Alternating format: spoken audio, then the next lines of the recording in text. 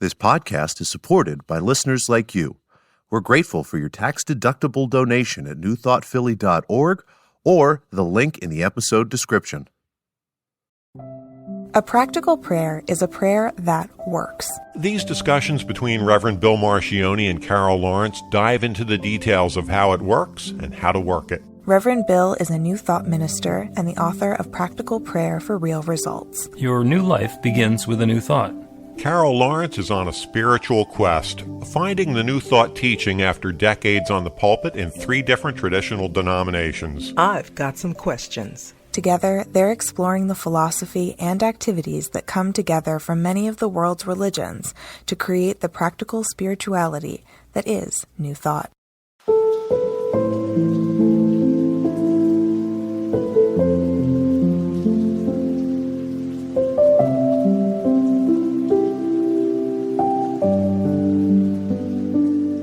Welcome to the Practical Prayer Podcast. I'm Carol, here with Reverend Dr. Bill Marchioni. Hi. Hello there. And so we are recording this episode of the podcast on the day of the solar eclipse. And if you are watching or listening to this podcast in its later renditions, you might vaguely remember that there's a solar eclipse in April of 2024 in North America, or you may not remember that, or you may not care about that. But the reason that we're going to talk about it is because that's kind of the way New Thought works. Things happen and we have an engagement and interaction and understanding of them. And what it means to us actually has some meaning. Yeah. So the eclipse, I remember when I was real little, I don't know, like really in elementary school, I think we had one like this. Mm-hmm.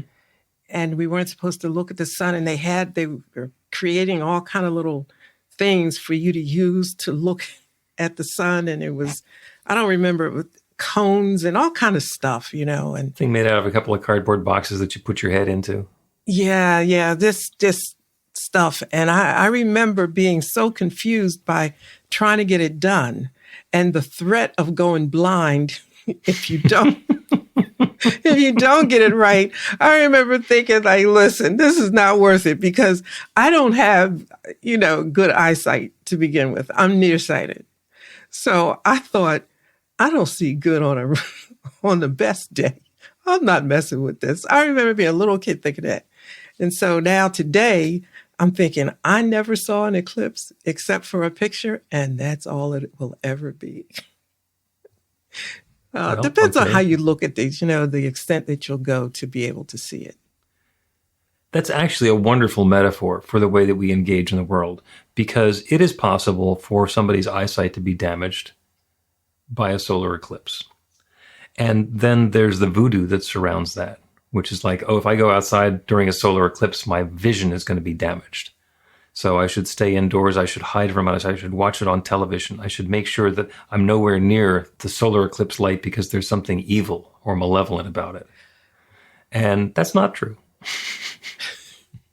You know what? I didn't know this, but I was reading about it, and it was like a lot of witchcraft, the negative kind of witchcraft, not the good stuff, but the negative kind was all wrapped up in it. And I thought, I can't say whether it's right or wrong because people believe whatever they want. But things, you kind of make it be what you want it to be, it seems. Yep. You notice how slow I was about saying that because. Yeah. I remember the same solar eclipse you're talking about when I was a kid. And it was undoubtedly the same one because you were in Philadelphia and I was in North Jersey. And so that's the similar one that's happening. And we built the same contraption in our house so that we could look through the projected image. And it was interesting because you had to make sure that your head wasn't in the way of the picture of the sun. And the mailman came by during the eclipse, and my dad met him outside and says, "You're not looking at the eclipse, are you?" And the mailman said, "No, that's the reason I'm wearing glasses is because I did that when I was a kid." So it's been going on for a while. Long time, yeah. Yeah, and I'm going to take off the religious science hat and put on the science hat. And here's why. Here's how the solar eclipse can hurt somebody's eyes. So when the eclipse happens, it's basically the shadow of the moon. coming. That's what makes it dark. So the moon is coming between the sun and the earth. Now, normally we don't look at the sun, and we certainly don't stare at the sun because it is what? Too bright. That's right. It's too bright to look at. It will hurt our eyes, and it actually hurts to try and look at it, so we don't. But during a solar eclipse, it's fascinating. So we are intrigued by that, and we want to see what's going on. So we tend to look at the sun and say, oh, what is that? And then it turns out that the amount of light that's coming off the sun is much less than it usually is. So it is possible to look at it. So our usual squint, look away reaction goes away. But not all of the sunlight gets blocked. There's usually a little diamond ring thing that's there. That's as bright as the sun ever is. And the way that our eyes work is the sun, the light comes down and it gets focused by our cornea, which is the lens, and it lands somewhere on our retina. And during an eclipse, most of our retina is not getting any light, but that one little tiny part that is, it's still looking straight at the sun. So that's actually why it's bad to look straight at the sun during an eclipse or any time. It's just nobody thinks of doing it other times. That just makes so perfect sense. Now, as many times as often as I remember the eclipse story and the experience, nobody ever explained it. I don't remember anybody explaining it like that. It's just you don't look at it. And common sense. It's dangerous, it's scary, bad voodoo. Yeah, the voodoo part. And I mean, you don't know science, but common sense tells you there's still a little sunlight coming through. Maybe you shouldn't mess with it and just leave it alone. But without a really good scientific explanation, you can just go all over the place with this and anything else, really. And I'm not no poo-poo on interpretations and all of that business, but I do kind of like the scientific explanation for a lot of things. I kind of feel, comfortable with that.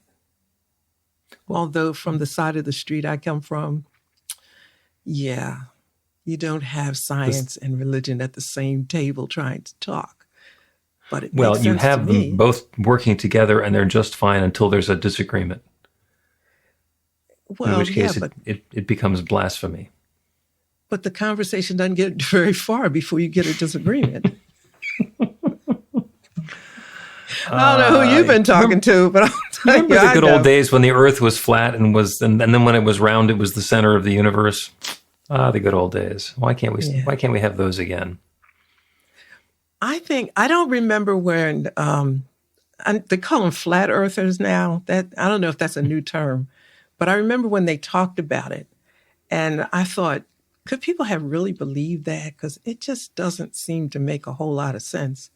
But there's still people who believe that. Well, that's the shocker, because I'm thinking that doesn't make any sense. But then I realized, or was told later in reading, that there are people who believe that. And I suppose they can explain it their side as well as others, can explain it. I don't know. You could take them, the non-believers, up to the International Space Station and have them orbit the Earth in 90 minutes, and they still wouldn't believe it. And it has nothing to do with observation. It has nothing to do with the facts. It has to do with belief. Belief is really strong. Belief is really powerful. Yeah. I heard a great explanation of how it's impossible that the Earth is flat. And that is because the Earth is inhabited with cats. And if the Earth were actually flat, by now the cats would have pushed everything off the edge.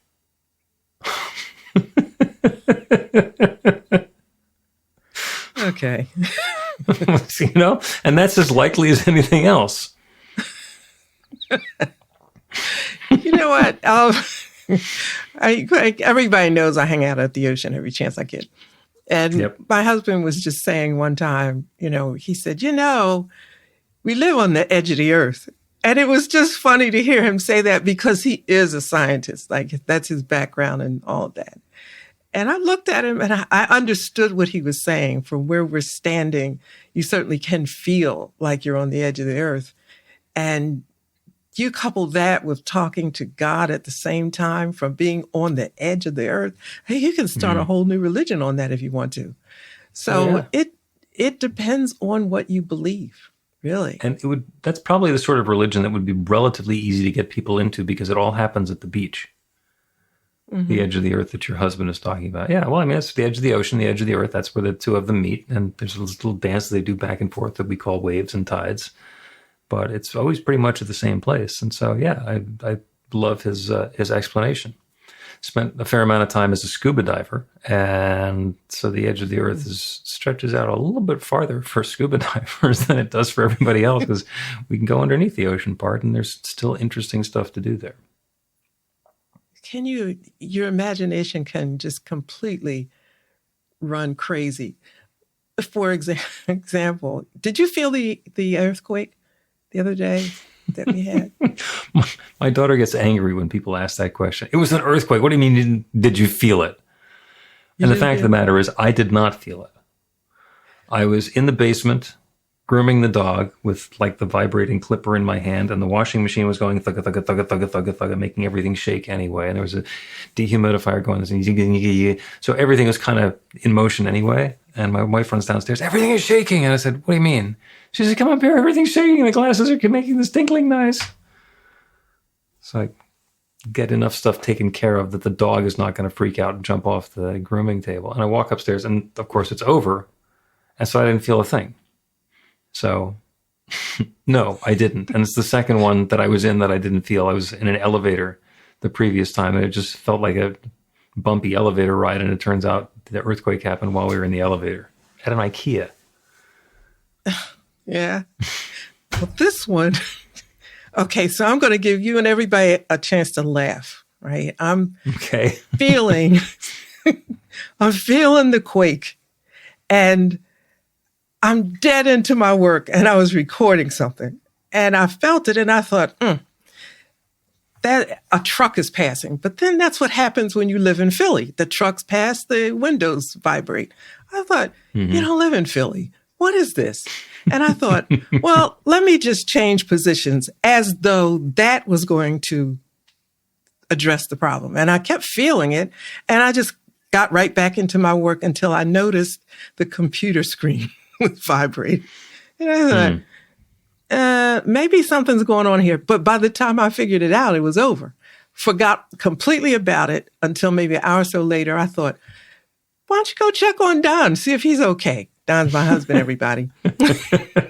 So I snap into action. I scooped down there to see how he's doing, just like you. He said he didn't feel anything. He didn't know a thing about it. Nothing. In fact, he didn't ask when, no questions. He just kept doing what he was doing. Nope. Go figure, you know? Everybody getting text messages. Did you feel that? And interesting observation that you had, that you try moving to see if it goes away. And that can work, but you would have had to move to like Toledo. where they didn't feel it. And that's another example of something that happens, and then we have an interaction with what happens, and we can ascribe meaning to the interaction, whether the original thing has something to do with it or not. Exactly. And you talked about beliefs, and you can almost see how different beliefs start, because I wrote about the earthquake, of course, afterwards. And the idea is that it depends on where you were and what you were thinking, because I talked to a lot of people, people checking in and making sure everybody was okay. Some people were laughing. Some people were scared to death, and I'm thinking, I'm not inclined to be scared. And I thought, but I had to speak to each person where they were.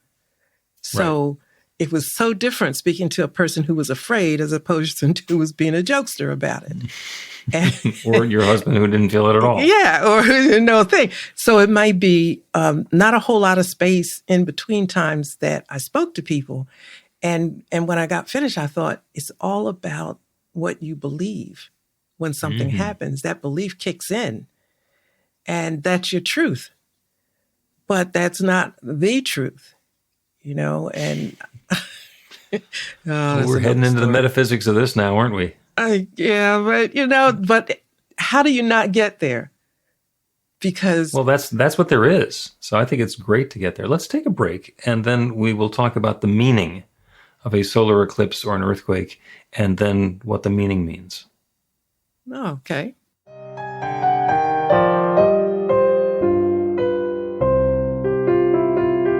It's Reverend Bill letting you know that the Practical Prayer for Real Results class is now available on demand. That's right, you can take it at your own pace, anytime you want.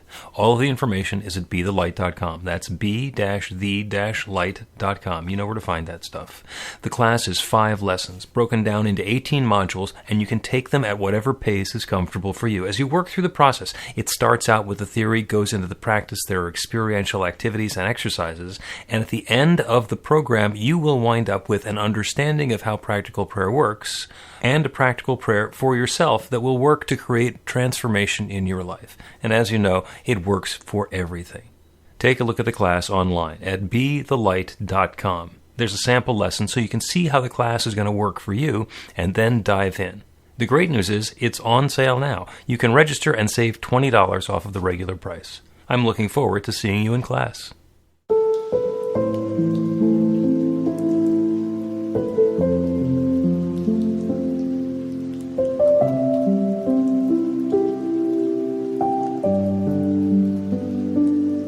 Welcome back to the Practical Prayer Podcast. I'm Carol, here with Reverend Dr. Bill Marcioni, and we're talking about earthquakes and solar eclipses and what they mean and what they don't mean.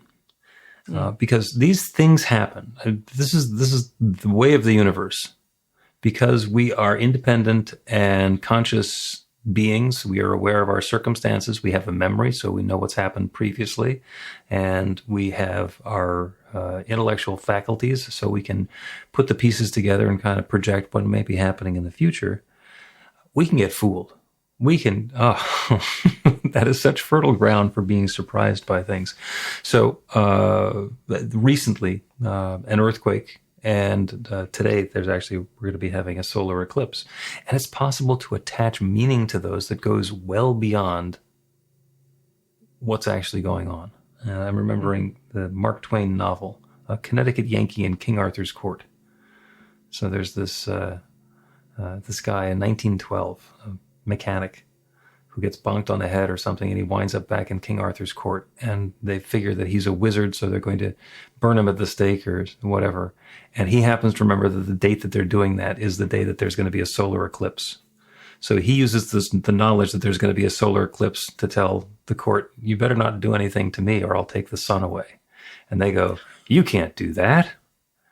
And he says, give me 8 minutes.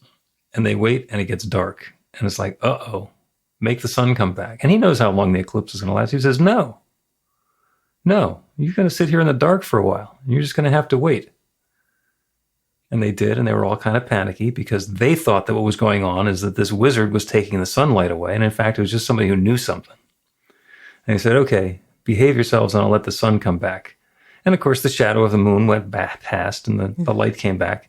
And everybody was completely relieved that the wizard was not using his wizardly power to destroy them. The only wizardly power he had was the knowledge that there was going to be an eclipse that day. Right. Okay. So with that in mind, what does an eclipse mean? Well, if you know it's coming and nobody else does, it means that you have a wonderful opportunity to maneuver the circumstances. And if everybody else knows that it's going to be happening and you don't, then there's a possibility of getting surprised or hoodwinked. An earthquake is different. Nobody knows that it's coming. But then you get into why. Oh, it happened because of the evil people who are living there. It happened because of this political party or that political party. It happened because it's this far from Donald Trump's golf course or that far from where they're doing fracking in northeastern Pennsylvania. You can ascribe any reasons that you want to it and use that to bolster your opinion, to make your side righter. And what's actually going on is the tectonic plates in the earth are shifting. For whatever reason, they're shifting. They do, and they stop. And the shadow of the moon happens to cross the earth in a particular place, and then it passes like all shadows do. And what it means is there was an eclipse. That's it. Now, okay, see, this is awful. No, it's not. That's why I didn't have such a welcome seat at the table on the other side of the street. Because Listen, I was an only child for like 6 years. So there was nothing for me to do but read. That's just it. And my parents were really, because listen, back there in those days, you had 3, 6, and 10. 12 didn't come and, channels. So it was nothing to do but read. And I was never allowed to read comic books. So I read a lot of different stuff that, kids probably didn't read. So it's really difficult for me to have accepted a lot of things that were shoved at me because there's a logical explanation for things. And I'm not poo-pooing the idea that you can put spiritual interpretations and other kinds of interpretations on things, but no, that's what you're doing. Make an analogy as opposed to a belief. Does that make sense? Mm-hmm. We can explain it looking at this natural thing. We can give meaning to it as though it were an example or an analogy of something, as opposed to saying, well, this is the reason it happened because it's near Donald Trump's whatever. Because, if you do that, the earth would never stop shaking because he's not the only person that people don't feel favorably about. So then what's going to happen? He's just the one that's most popular right now that people hate, but he's. And that changes. Yeah. And that changes routinely. A friend of mine has actually some expertise in total eclipses. And I think he's been in 5 total eclipses. He's actually arranged to be in the path of totality 5 times previously. And it's one of those things where if you haven't been in a total eclipse, and I've been in a partial eclipse several times, but I haven't been in a total eclipse. And the people who have been in a total eclipse say it's different. And I can say, well, what makes it different? And they can explain it and they can use words and they can describe it. But what they're describing is the feeling that they have when something happens that's out of the ordinary. And as much as I understand that, until I do it, I won't really know what they're talking about until I have that same visceral feeling myself. What makes this different? It's not like it's dark, nighttime dark. It's eerie dark in the middle of the day. And what does this mean? And it's a personal experience of a global astronomical phenomenon. Mm-hmm. And that's where, to me, the science gets respect. And maybe that's a safe way to put it. And if from the other side of the street, I'll say, listen, I just respect the science. We don't know everything, but what we do know, we should know and not try to unknow it and explore the next thing. You just can't make things into something, and I respectfully say this, wooey, if it's not. Yeah. Yeah. And I tend to be a wooey person too, by the way, but if you can explain it away, you can't. It's no magic. There's a huge amount of concern about global warming and climate change. And, whether the global warming is man-made or it's not, whether it's something that needs to be resolved by human beings, or if it doesn't, if the problems are going to continue and, does it mean this or that or the other thing? And people are taking sides, and a lot of people who are taking sides are the ones who are making a lot of money by messing up the planet, and they want to keep being able to make the money, and they think that the planet will take care of itself. And that's where the disagreements come from. And the interesting part is, and some scientists did this decades ago. The question is, do you believe that mankind is taking more resources out of the Earth's crust than are being replaced? And everybody says yes. So the discussion is about what does that mean? What are the implications? And how long is that going to last? And it's a different conversation. It's because everybody believes that. Everybody believes that. There's a story of when the railroad companies were faced with the automobile. It's like, And some of them wanted to fight the automobile. And there's going to be trucks that are available, and eventually the interstate system, and then there's going to be airplanes. And the railroad companies that did really well are the ones that visioned themselves as transportation companies instead of just as railroads. Because when you put yourself into the box, if I'm a railroad company, then I got to fight everything that's not the railroad. If I make buggy whips, then the horseless carriage is a threat to my security. And if I say, I'm going to make steering wheel covers instead, or automotive upholstery, it's an opportunity to diversify, get into something different, and continue sharing the gifts and the talents that we have, but to do it in a different direction. There is sometimes such a hesitation for an energy company to think of itself as an oil and gas company instead of an energy company. I mean, there are other ways to make energy. And by the way, they all still have a lot to do with taking resources out of the planet and using them for something. They're just not burning them. A little more clever to make solar panels or lithium-ion batteries. And, okay, that discussion comes up in a lot of ways. It's AI now. It's the same thing. And, for a hot minute, I got a little angst about the AI thing because, look, I'm a writer. And now you're telling me that, whatever.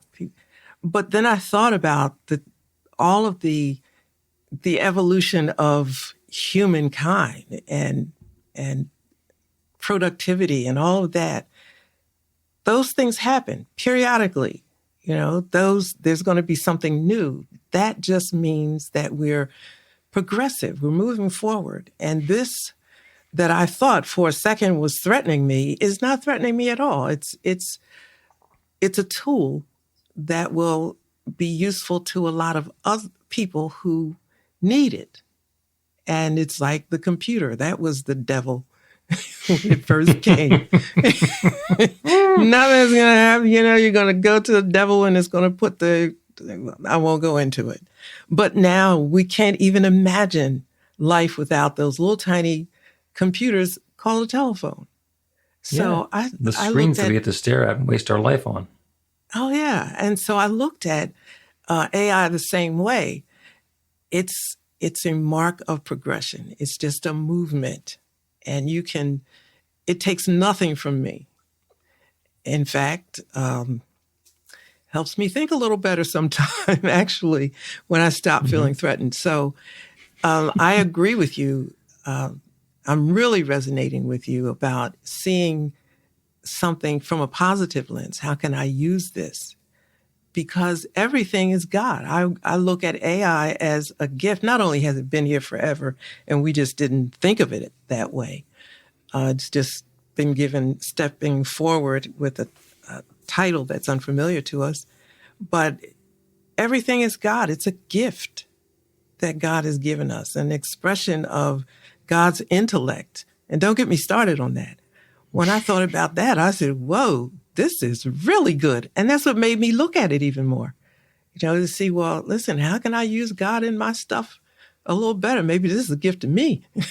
So, and there's definitely something there. And we're starting to talk about that on Sunday mornings in our celebration. There are a couple of observations that I have about AI. And the first one is the big thing in AI now is the large language models, where they take lots and lots of data and they feed it into these things and let it cross-tabulate everything and figure stuff out based on other things that have happened. And there are two areas that particularly have me concerned. Now, actually, there are three.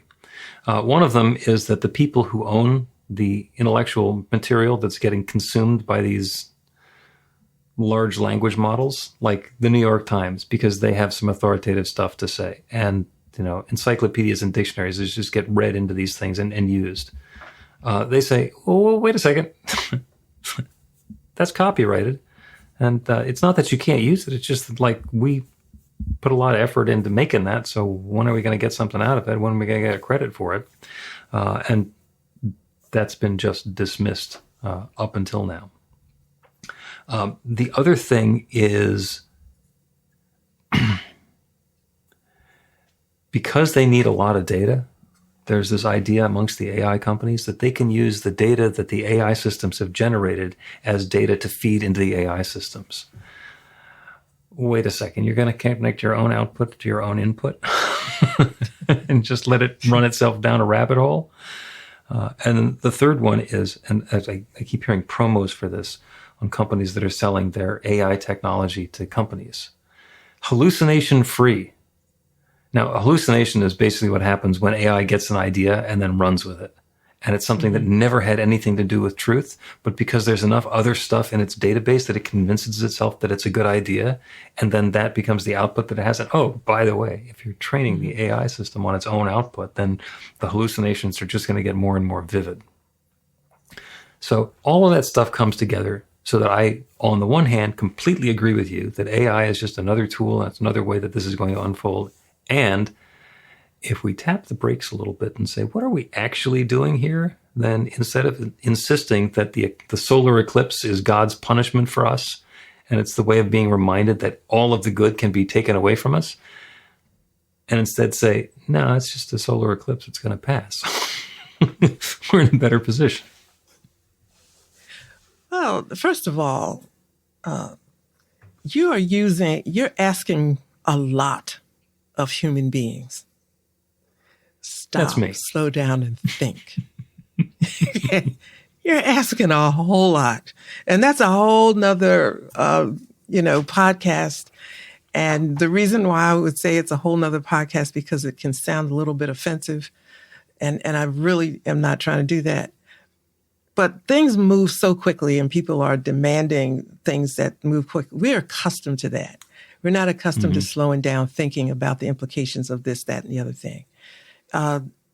It will flush itself out, not to say that it's not something to be concerned about, but you are so miles ahead of anybody else being concerned about that.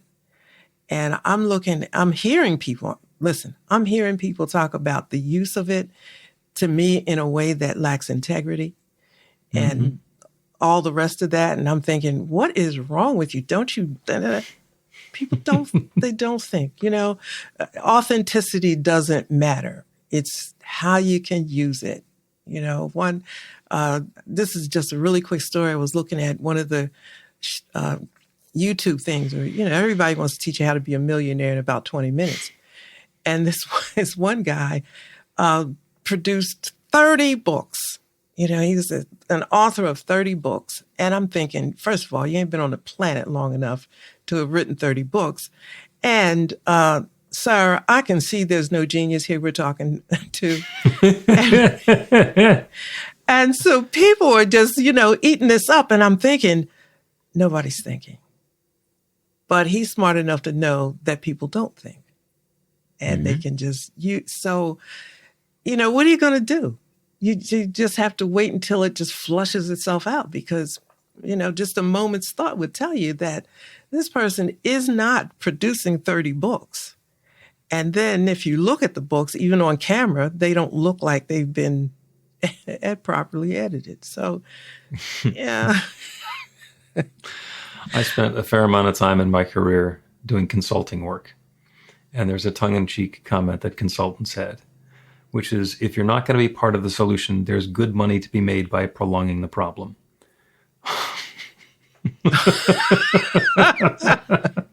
Let's take a break. I'm going to look at that when we get finished. Let's take a break and we'll do a prayer about solar eclipses, earthquakes, and artificial intelligence. Learn to put practical prayer to work in your life. The steps are simple to learn and let you begin to get real results to create the life of your dreams immediately.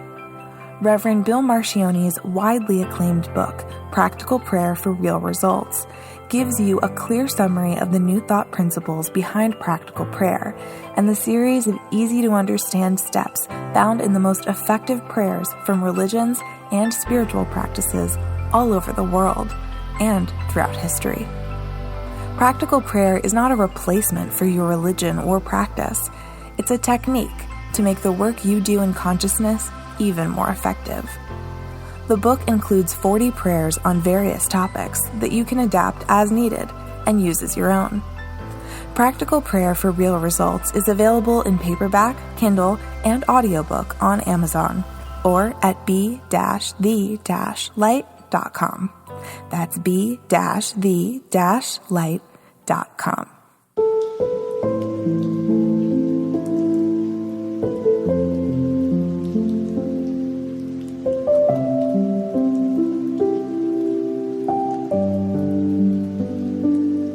Welcome back to the Practical Prayer Podcast. I'm Carol, here with Reverend Dr. Bill Marcioni. I don't know Right what before we the were break, talking I about. gave you the tongue-in-cheek saying that we had in the consulting business. And it was actually not something that we believed in. It's just one of those things that goes around because sometimes it's a little too close to home. And that was, if you're not going to be part of the solution, there's good money to be made prolonging the problem. And if you look at it, that's so true. That's so true. If I can stand here saying, this is a problem, this is an emergency, this is something that has to be dealt with immediately, then I get a lot of attention. And I can turn that attention into whatever the coin of the realm happens to be. If it's Facebook followers or YouTube subscribers or advertising sales or people sitting with me for a session to read their tea leaves or whatever it is. If I can frighten somebody enough to think that they need to snap into action by buying whatever it is that I'm selling, then that's the game. And the important part is that doesn't need to be the game. We can do a different game. When there is a solar eclipse, that means something, but it doesn't mean that we're being punished with darkness in the middle of the day. What it means is the Earth and the sun and the moon are moving in such a way that the moon is getting between the Earth and the sun, and there's a shadow. And that's what we experience as an eclipse. When an earthquake happens, it's because we are living in the city of the damned, and it's being shaken by the infinite power that creates everything. Or the tectonic plates are slipping, and we feel it as an earthquake. And sometimes there's a lot of destruction, and sometimes there's just big stories, and people saying, did you hear that? Did you feel that? Same thing with artificial intelligence. In and of itself, it's neither good nor bad. However, the stories that we tell about it and the way that we engage with it can be. So the important part in all of this, the big umbrella, the overriding picture, what we can take into prayer, is to invite each of these to be an unfolding of good. Highest and best unfolding with love and ease for everyone who's involved. And it's showing up as artificial intelligence. It's showing up as an experience of a solar eclipse, giving us an opportunity to become more introspective, to learn something either about ourselves or about our world that we didn't know before. To have an earthquake remind us of what's important. And perhaps as a suggestion that when we're building something, to don't just think about having the thing standing there on a nice sunny day. Maybe let's consider what's going to happen if there's a storm. What's going to happen if there's an earthquake? What happens if there's a fill in the blank? So that we are being good stewards of the resources that we have and supporting that experience that we're desiring, instead of just assuming that it's going to be there. So let's pray by turning our attention away from the world around us.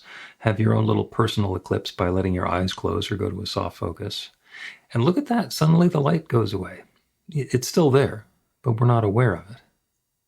But we can be more fully aware of that divine power and presence that is there, that's always there, that's showing up in the bright light, that's showing up in the shadows and the darkness, that's showing up in every activity and every moment. There is only that love. There is only that one infinite power and presence, that one divine substance. But that infinite creative power is sharing and revealing and expressing and unfolding through and as all of its creation. Everything is that one divine presence, that one limitless substance expressed in its own way. That everything includes me and each person who is within the sound of my voice. Each one, an individualized expression of that one infinite love, that divine energy, that infinite intelligence, that limitless love expressed in a unique and wonderful and personal way.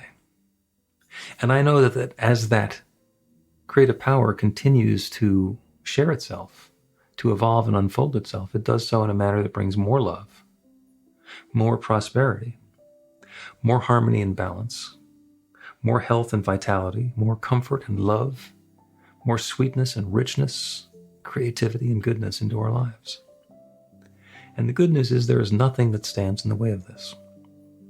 The experience of an eclipse crossing our path can be one of fear, or can be one of wonder and insight and invitation. So I choose to be aware of love unfolding, new possibilities in every circumstance. The ones that are obviously good, we allow them to express as good. And the ones that seem so challenging that we would normally immediately and instinctively define as bad or challenging or difficult or wrong or undesirable, there's a gift in there as well. Because when the darkness comes, we get to see the light return. A transformation that is not possible without the darkness. And with this in mind, I know that love is unfolding, that goodness is at hand for each of us in our own way.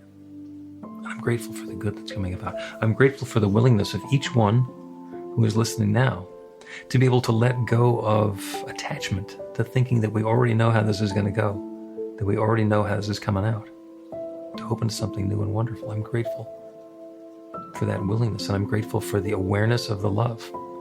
And I am grateful to be able to speak this word and release it into that creative law that creates everything, and to know without question, doubt, hesitation, or delay that this good is happening now. And so I let it be. I speak this word and I let it be. And so it is.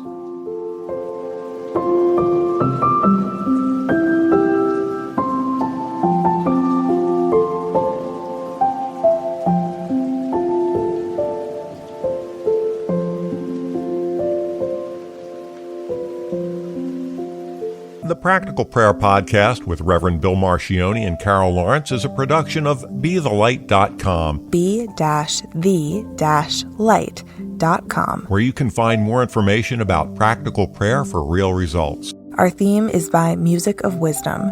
You can learn about the spiritual community of New Thought Philadelphia with daily guided meditations, Weekly celebrations of spirit, and Reverend Bill's classes in practical spirituality at newthoughtphilly.org.